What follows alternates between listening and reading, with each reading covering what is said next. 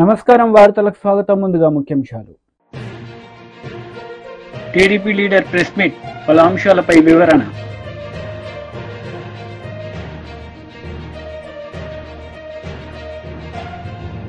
BJP leader press meet, పలు అంశాలపై వివరణ.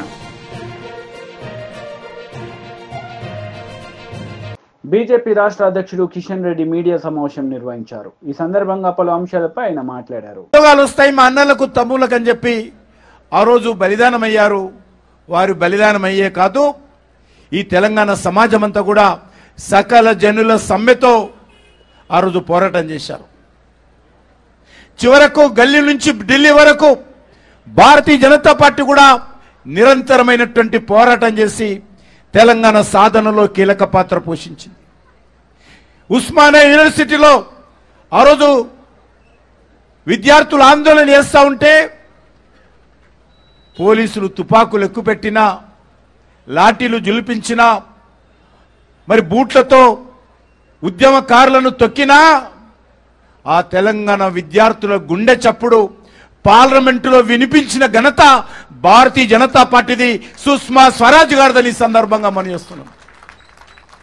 సుష్మా స్వరాజ్ గారు పార్లమెంటులోనే కాదు, తెలంగాణ అన్ని జిల్లాలలో పర్యటించి, ఓ తెలంగాణ ప్రజలారా, ఓ తెలంగాణ విద్యార్థి యువకులారా, మీరు పోరాటం చేయండి, మీకు అండగా నేను ఉన్నానని చెప్పి ఆ రోజు ఒక తల్లిగా, ఒక అమ్మగా, మరి ఒక మాతృమూర్తిగా ఆ రోజు తెలంగాణ సమాజానికి మరి సుష్మా స్వరాజ్ గారు భారతీయ జనతా పార్టీ అండగా నిలబడి 160 మంది ఎంపీలు తెలంగాణకు అనుకూలంగా ఓటు వేసి తెలంగాణ సాధనలో బీజేపీ కీలక పాత్ర పోషించింది.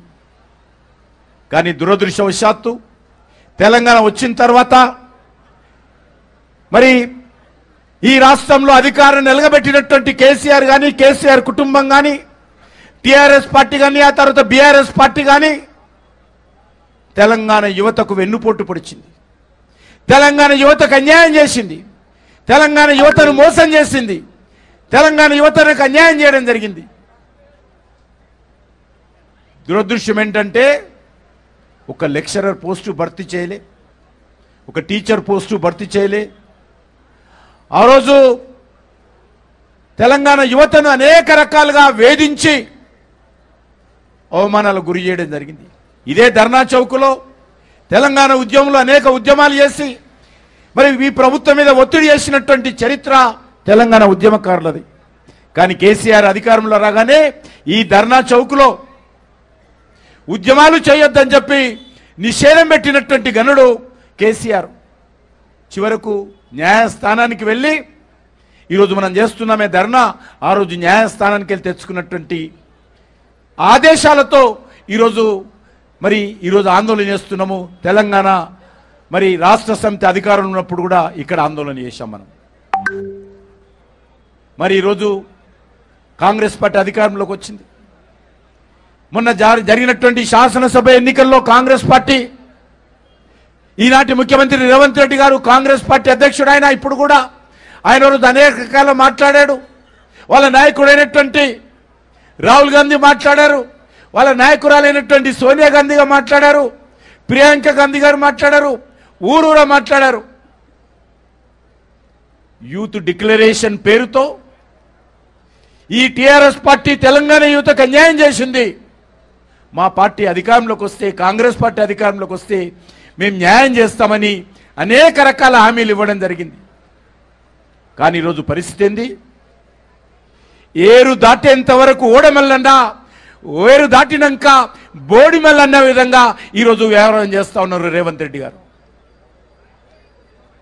ఆ రకంగా ఈరోజు వచ్చిన ఈ యొక్క 8 నెలల్లోనే తెలంగాణ యువతకు అనేక రకాలుగా మోసం చేసినటువంటి, అన్యాయం చేసినటువంటి ప్రభుత్వము కాంగ్రెస్ పార్టీ ప్రభుత్వము, ముఖ్యమంత్రి రేవంత్ రెడ్డి గారని మనం చేస్తా ఉన్నాను.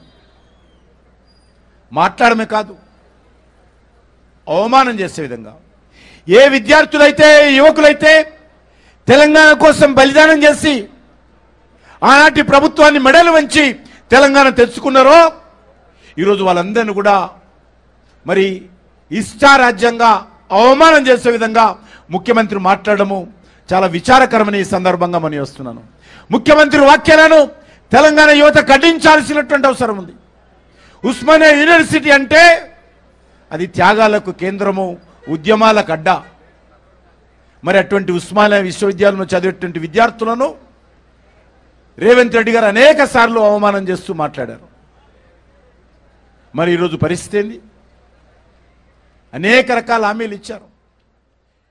ఈరోజు వైసీపీ లీడర్ మీడియా సమావేశం నిర్వహించారు. ఈ సందర్భంగా పలు అంశాలపై ఆయన మాట్లాడారు.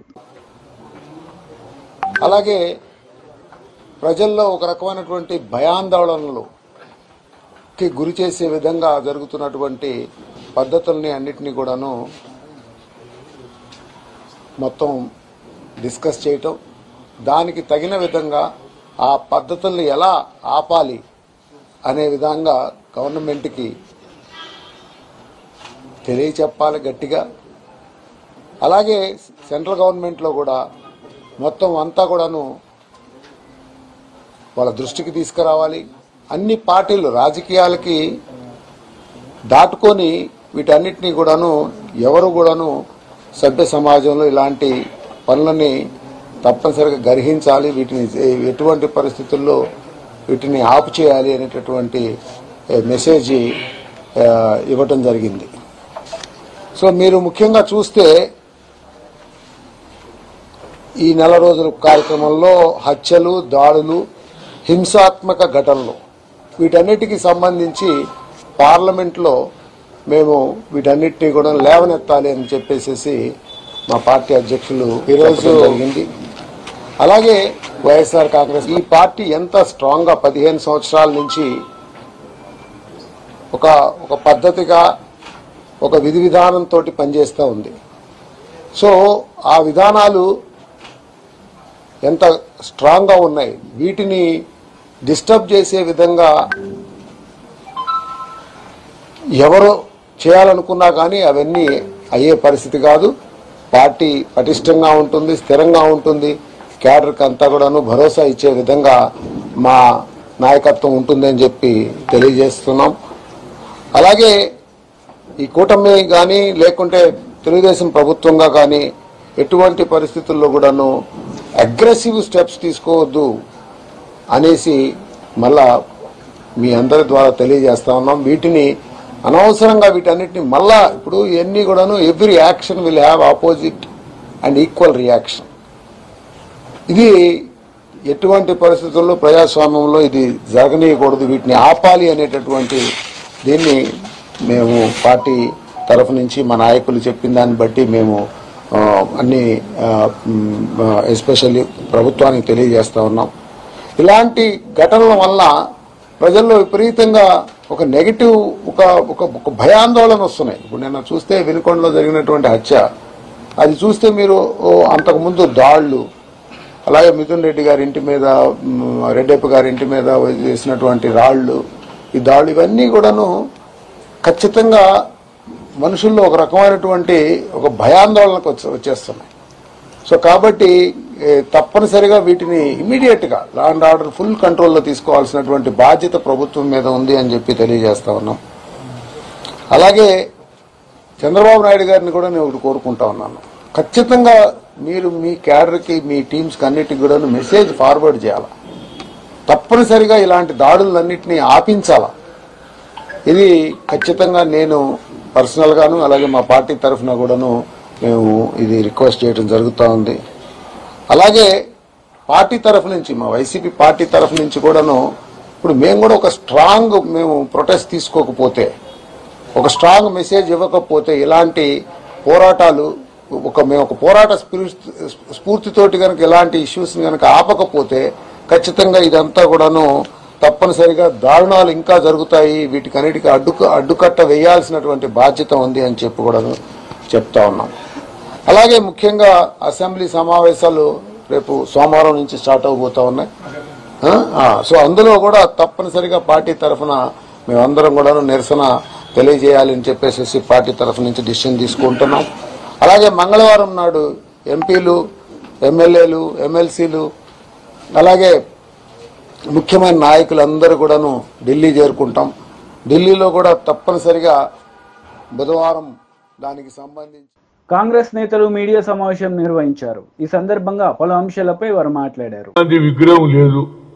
మొన్న జరిగినటువంటి జనరల్ బాడీలో నేను ఈ ఇష్యూ రేజ్ చేశాను. ఏ విధంగానైతే ఇంటర్నేషనల్ స్టేడియం కావాలంటే అక్కడ పేరున్నది కానీ రాజీవ్ గాంధీ లేదు. విమానాశ్రయం పేరు రాజీవ్ గాంధీ పేరున్నది. అదేవిధంగా దీన్ని కూడా చేయాలని గతంలో వాళ్ళే హైదరాబాద్ క్రికెట్ అసోసియేషన్ నన్ను అప్రోచ్ కావడం, సోనియా గాంధీని కలవడం, ఆ తర్వాత సోనియా గాంధీకి చెప్పారు కూడా, అమ్మ మేము రాజీవ్ గాంధీ పేరు పెడతామని. ఇవన్నీ జరిగిపోయినాయి. కానీ మొన్న జనరల్ బాడీ మీటింగ్లో యునానిమస్ గా అందరూ ఒప్పుకున్నారు. ఆ స్టాచ్యూ కూడా తయారవుతుంది. దానికి వాళ్ళ మన స్పోర్ట్స్ ఇన్ఛార్జ్ ఉన్నటువంటి మన క్యాబినెట్ అయినటువంటి జితేందర్ రెడ్డి, అదేవిధంగా జగన్మోహన్ రావు, ఇది హైదరాబాద్ క్రికెట్ అసోసియేషన్ ఆయన కూడా రావడం జరిగింది. ప్లేస్ కూడా చూపించాం. రేపటి నుంచి పని మొదలు పెడతాం. అది నా ఉద్దేశంలో రాజీవ్ గాంధీ బర్త్డే 20 ఆగస్టుకు ఉంది. ఇంత లోపల కావాలనేది నా ఉద్దేశం. దానితో పాటు రేవంత్ రెడ్డి గతంలోనే కలిసి ప్రియాంక గాంధీని పిలిస్తే బాగుంటుంది అనేది ఉన్నది. అది సరే తయారైన తర్వాత మరి రేవంత్ రెడ్డి గారు చొరవ తీసుకుంటే ఆ స్టాచ్యూని పెట్టడం జరుగుతుంది.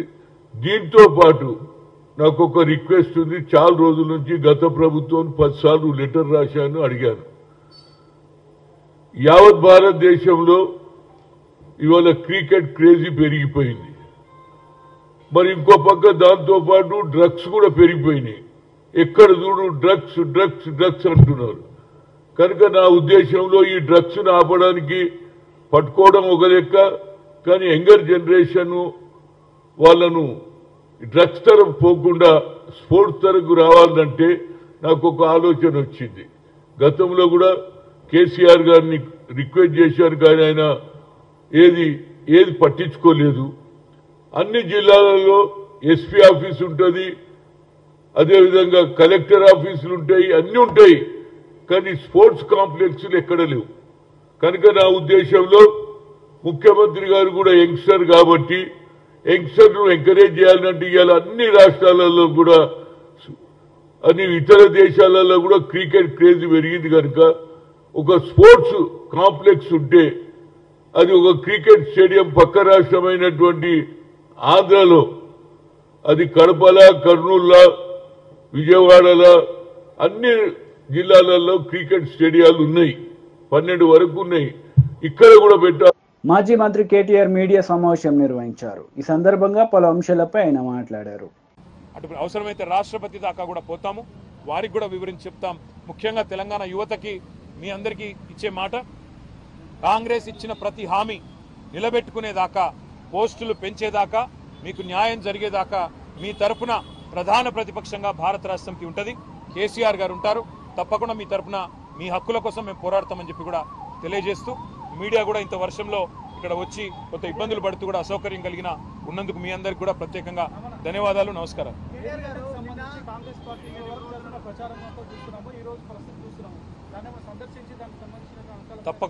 తప్పకుండా ఆలోచన చేస్తూ ఉన్నాము. మేడిగడ్డ కొట్టుకపోయిందని, కాళేశ్వరంలో లక్షల కోట్లు గంగపాలైందని చెప్పి చిల్లర మల్లర మాటలు మాట్లాడిన కాంగ్రెస్ పార్టీ ఏదైతే ఉందో ఇవాళ సిగ్గుతో తలదించుకోక తప్పదు. మేము మొదటి నుంచి చెప్పింది ఒకటే, అక్కడ జరిగింది చిన్న విషయం తప్ప పెద్దదేం కాదని చెప్పినాం. అన్నట్టుగానే కొన్ని రోజుల్లోనే రిపేర్లు పూర్తి చేసినారు. ఈరోజు ఒక వరదలాగా నీళ్ళు వస్తూ ఉంటే కూడా ప్రాణహితలో గోదావరిలో తట్టుకొని ఇవాళ మేడిగడ్డ నిలబడ్డమే కాళేశ్వరం ప్రాజెక్టు యొక్క గొప్పతనానికి సాక్ష్యం అని చెప్పక తప్పదు. తప్పకుండా తొందరలో సందర్శిస్తాం. ప్రజలకు కూడా ఆ విజువల్స్ తీసుకొచ్చి ప్రజలకు కూడా వివరంగా చెప్తాము. తప్పకుండా వాటిని మీ ద్వారా కూడా ప్రజలకు చూపెడతామని చెప్పి కూడా తెలియజేస్తాం.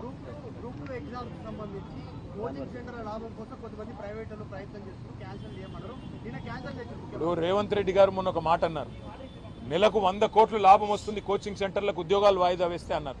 మరి ఇప్పుడు 4 నెలలు వాయిదా వేశారు. మరి 400 కోట్లు ఆయన చెప్పిన ప్రకారం 400 కోట్లు మరి లాభం వచ్చింది అనుకుందాం. మరి అందులో ఏమైనా వాటాలు ముట్టినాయేమో కాంగ్రెస్ పార్టీకి ఆయనే చెప్పాలి. Thank you.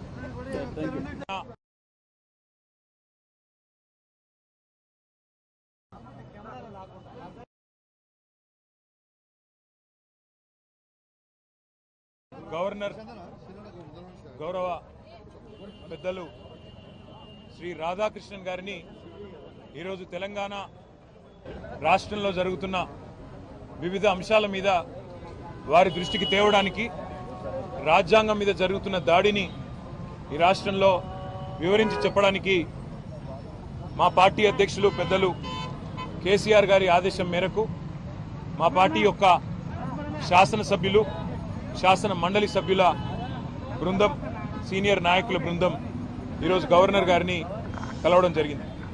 ఇందులో అందుబాటులో ఉన్న వాళ్ళందరం కూడా పాల్గొన్నాము. మాజీ మంత్రులు, ఎమ్మెల్యేలు, ఎమ్మెల్సీలు. ప్రధానంగా రెండు ముఖ్యమైన అంశాలు గవర్నర్ గారి దృష్టికి తీసుకొచ్చినాం. అందులో మొదటిది, రాష్ట్రంలోని నిరుద్యోగ యువత, రాష్ట్రంలోని విద్యార్థులకు కాంగ్రెస్ పార్టీ ప్రస్తుత ముఖ్యమంత్రి రేవంత్ రెడ్డి గారు కానీ, అదేవిధంగా ఈరోజు పార్లమెంట్లో ప్రతిపక్ష నాయకుడు రాహుల్ గాంధీ గారు కానీ ఆనాడు ప్రతిపక్షంలో ఉన్నప్పుడు ఏమేం హామీలు ఇచ్చినారు, ఏ రకంగా వాటిని వాళ్ళ తుంగలో దొక్కుతూ అప్రజాస్వామికంగా విద్యార్థుల మీద దాడులు, నిర్బంధాలు, కేసులు, న్యాయం అడిగిన విద్యార్థుల మీద లాఠీలు విరగొడుతూ ఒక భయానకమైన వాతావరణం. తెలంగాణ ఉద్యమ సమయంలో ఎట్లా అయితే యూనివర్సిటీలలో, కాలేజీ క్యాంపస్లలో, హైదరాబాద్లో ఒక భయానకమైన వాతావరణం ఆనాడు విద్యార్థుల మీద దాడుల్లో చూసినామో, అదే రకమైన వాతావరణం మళ్ళీ తిరిగి ఈరోజు పునరావృతం అవుతుందని చెప్పి గవర్నర్ గారి దృష్టికి తీసుకొని రావడం జరిగింది. ముఖ్యంగా గవర్నర్ గారికి చెప్పింది ఏమంటే, మొదటి సంవత్సరంలోనే, ప్రభుత్వం ఏర్పడ్డ మొదటి సంవత్సరంలోనే 2 లక్షల ఉద్యోగాలు ఇస్తామన్న రాహుల్ గాంధీ గారి మాట, జాబ్ క్యాలెండర్ అని చెప్పి పత్రికల్లో పుంకాలుగా ఫ్రంట్ పేజీల్లో ఇచ్చిన అడ్వర్టైజ్మెంట్లు, ఇవన్నీ కూడా వారి దృష్టికి తీసుకొచ్చినాం. గ్రూప్ 1, గ్రూప్ 2, గ్రూప్ 3 ఈ 3 నోటిఫికేషన్లు కూడా గతంలో కేసీఆర్ గారు ముఖ్యమంత్రిగా ఉన్ననాడు ఇచ్చిన వాటిని తిరిగి రద్దు చేసి కొత్త వాటిని ఇస్తాం, పోస్టుల సంఖ్య పెంచుతామని చెప్పి కాంగ్రెస్ పార్టీ ఇచ్చిన మాటను గుర్తు చేసినాం. దాంతోపాటు జాబ్ క్యాలెండర్ ఇంతవరకు నిలబెట్టుకోలేదు, ఒక్క నోటిఫికేషన్ కూడా ఇవ్వలేదు అనే మాట కూడా గవర్నర్ గారి దృష్టికి తీసుకొచ్చినాం. దాంతోపాటు మెగా డిఎస్సి అన్నారు, అది కూడా చేయలేదు. నిరుద్యోగులకు నిరుద్యోగ భృతి ఇస్తాం 4000 ఉద్యోగం దొరికే వరకు అన్నారు, అది కూడా చేయలేదనే మాట కూడా గవర్నర్ గారి దృష్టికి తీసుకొచ్చినాం. అన్నిటికీ మించి సిటీ సెంట్రల్ లైబ్రరీలో ఉన్న చదువుకుంటున్న విద్యార్థులను బయటికి ఇచ్చుకొని రావడం, ఉస్మానియా యూనివర్సిటీ హాస్టల్లో ఉన్న విద్యార్థులను ఇవాళ వారి మీద దాడులు చేసి మరి పోలీసులు అప్రజాస్వామికంగా వ్యవహరించడం, ఇవన్నీ కూడా టీడీపీ లీడర్ మీడియా సమావేశం నిర్వహించారు. ఈ సందర్భంగా పలు అంశాలపై ఆమె మాట్లాడారు. ఫేక్ జగన్మోహన్ రెడ్డి యొక్క ఫేక్ ప్రచారాలు, ఫేక్ మాటలు, ఫేక్ చేష్టలు మళ్ళీ స్టార్ట్ అయ్యాయి. ఎందుకనంటే అబద్ధం, అసత్యం, బూటకం, ఫేక్ మాటలు ఇవన్నీ కలగలిపి రంగరిస్తే జగన్మోహన్ రెడ్డి వైఎస్ఆర్సీపీ పార్టీ, అందులో డౌటే లేదు. ఎందుకనంటే ఇవాల్టి రోజున కూటమి ప్రభుత్వం అధికారంలోకి వచ్చినటువంటి మొదటి రోజు నుంచి చూస్తే విపరీతంగా విషం చిమ్మటమే ఒక ధ్యేయంగా పెట్టుకున్నటువంటి జగన్మోహన్ రెడ్డి అండ్ బ్యాచ్. ఈ మాట ఎందుకు అనాల్సి వస్తుంది అనంటే, మీరు చూస్తే గత 35-36 రోజులుగా, అంటే కూటమి ప్రభుత్వం అధికారంలోకి వచ్చిన రోజు నుంచి కూడా కంటిన్యూస్ గా ఫేక్ వార్తలు ప్రచారం చేయడం, వాళ్ళకు సంబంధించినటువంటి ఆ ఛానల్స్ లో ఫేక్ వార్తలు ప్రసారం చేయడం, ఫేక్ ప్రచారాలు చేయడం, అలానే సోషల్ మీడియాలో అసలు విచ్చలవిడిగా మాట్లాడడం, ఇవన్నీ చేస్తూనే ఉన్నారు. దానికి వాళ్ళు అసలు కంప్లీట్ గా జగన్మోహన్ రెడ్డి గారు బయటకు వచ్చి, అయ్యో బాబోయ్ రాష్ట్రంలో గతం అంటే కూటమి ప్రభుత్వం అధికారంలోకి వచ్చిన తర్వాతట విపరీతంగా హత్యలు జరిగాయట, విపరీతంగా దాడులు జరిగాయట, ఎక్కడికక్కడ incidents of arson. For the first time ఆ మహానుభావుడు ఒక ఏమంటారంటే నేషనల్ ఛానల్ కి నేను ఇవాళ రోజున ఒక ఇంటర్వ్యూ ఇస్తా ఈ మాట మీద అని చెప్పి, అన్ని అక్కడ కూడా తప్పుడు, అక్కడ కూడా అబద్ధాలే. ఒకటి ఇవాళ రోజున మనం గనక తీసుకుంటే ఆ పార్టీకి సంబంధించినటువంటి ఒక వ్యక్తి చనిపోయాడు, అతన్ని హత్య చేశారు. చేసుకున్నది అక్కడ జరిగింది ఆ పార్టీకి సంబంధించినటువంటి 2 వ్యక్తుల మధ్య ఒక పర్సనల్ గొడవ ఏదైతే ఉందో దానికి సంబంధించి ఏదైతే ఇదివరకే అంటే ఆల్మోస్ట్ నాకు తెలిసి 2024 జనవరిలోనే, ఎందుకంటున్నానంటే ఇది దానికి సంబంధించినటువంటి ఒక ఎఫ్ఐఆర్ కాపీ. ఏదైతే ఇవాళ రోజున నిందితుడు ఉన్నారో అతని మీద వీళ్ళకి సంబంధించినటువంటి వ్యక్తులందరూ పెట్టినటువంటి ఒక హత్యాయత్నం కేసు, ఇవన్నీ ఉన్నాయన్నమాట. సో వీటికి సంబంధించి ఇద్దరు వ్యక్తుల మధ్య ఉన్నటువంటి గొడవని, ఇద్దరు వ్యక్తుల మధ్య జరిగినటువంటి ఒక గొడవని తీసుకొచ్చి పార్టీలకు ఆపాదిస్తున్నాడు. ఇంతకు మించినటువంటి సిగ్గుమాలిన చర్య ఇంకేదన్నా ఉందా అనంటే, నేను పరామర్శకు పోతున్నా అని చెప్పి అక్కడ పరామర్శకి పోయి పథకాల గురించి మాట్లాడుతున్నాడు. అసలు సిగ్గు అనేటువంటి మాటే మీ డిక్షనరీలో లేదనుకుంటా జగన్మోహన్ రెడ్డి గారు కదా. ఎందుకనంటే ఇవాళ రోజున మీరు గమనించండి, 5 సంవత్సరాలు ఈ మహానుభావుడు 5 సంవత్సరాల పాటు, ఈ మాట ఎందుకంటున్నానంటే ఇంకా జగన్మోహన్ రెడ్డి ఉండుంటే అని వాళ్ళు చాలా పెద్ద పెద్ద మాటలు మాట్లాడారు, దాని గురించి తర్వాత మాట్లాడదాం. కానీ నీవున్న 5 సంవత్సరాల్లోనే వేల సంఖ్యలో దాడులు, వేల సంఖ్యలో హత్యలు ఇన్ని జరిగినా సరే ఏ రోజున కనీసం నోరు మెదపనట్టు నీవు, అంటే ఒక 15 ఏళ్ల పిల్లవాడిని నడి రోడ్డు మీద పెట్రోల్ పోసి తగలబెట్టేస్తే ఎక్కడా మాట్లాడనటువంటి నీవు, నీ పార్టీకి సంబంధించినటువంటి ఒక ఎమ్మెల్సీ ఒక దళిత యువకుడిని చంపేసి ఆ శవాన్ని డోర్ డెలివరీ చేస్తే కనీసం మాట్లాడనటువంటి నువ్వు ఇవాటి రోజున ఆ రోజున నీ ఇంటికి ప్రాబబ్లీ ఒక కూతవేటు దూరంలో, తాడేపల్లి ప్యాలెస్ ఒక కూతవేటు దూరంలో ఒక అభాగ్యురాలి మీద అత్యాచారం జరిగితే కనీసం మాట్లాడనటువంటి నువ్వు ఇవాల్టి రోజున బయటకు వచ్చి పరామర్శ అనేటువంటి ఒక పేరు చెప్పుకొని బయటకు వచ్చి ప్రభుత్వం మీద విమర్శలు గుప్పిస్తావా, ప్రభుత్వం మీద విషం చిమ్ముతావా, వెళ్ళి నేను ఢిల్లీలో ధర్నా చేస్తానంటావా? మరి అన్ని సంఘటనలు జరిగినప్పుడు ఏ రోజున నువ్వు ఢిల్లీలో ధర్నా చేయలేదే, ఏ రోజున మాట్లాడలేదే, నీ ప్రభుత్వమే ఉండిందే, ఎందుకు కనీసం నోరు మెదపలేదు, ఎందుకు అమర్నాథ్ గౌడ్ కుటుంబానికి నువ్వు అండగా బీఆర్ఎస్ లీడర్ మీడియా సమావేశం నిర్వహించారు. ఈ సందర్భంగా పలు అంశాలపై ఆయన మాట్లాడారు. రంగాలలో కష్టాలు పొందుతున్నారో అనుభవిస్తున్నారో తెలుసు.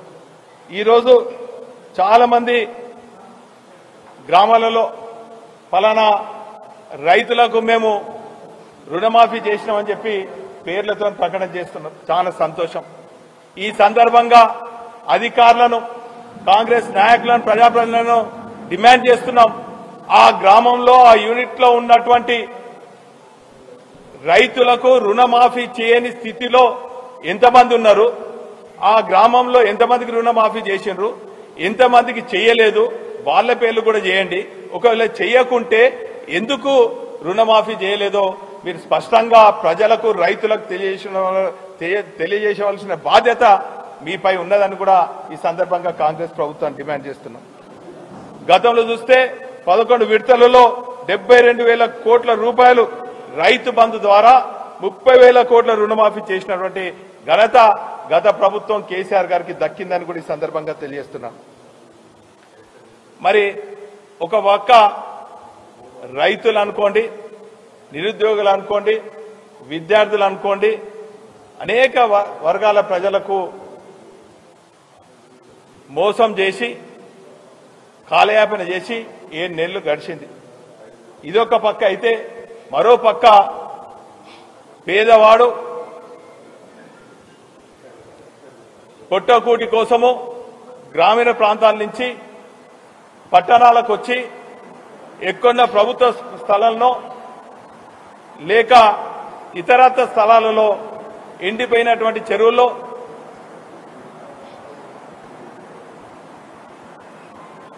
పొట్టకూటి కోసం కూలీ చేసుకుంటూ కిరాయిలు కట్టలేని, స్థలాలు కొనుక్కోలేని నిరుపేదలు అక్కడక్కడక్కడ గుడిసెలు వేసుకున్నారు.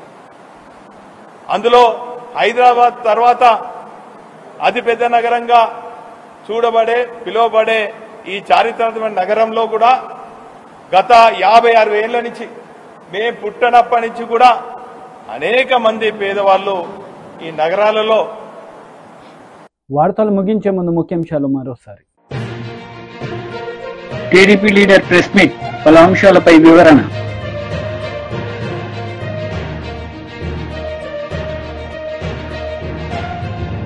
బీజేపీ లీడర్ ప్రెస్ మీట్, పలు అంశాలపై వివరణ. ఈ వార్తలు ఇంతటితో సమాప్తం. తిరిగి ప్రసారమయ్యే వార్తల్లో మళ్ళీ కలుద్దాం. అంతవరకు సెలవు. నమస్తే.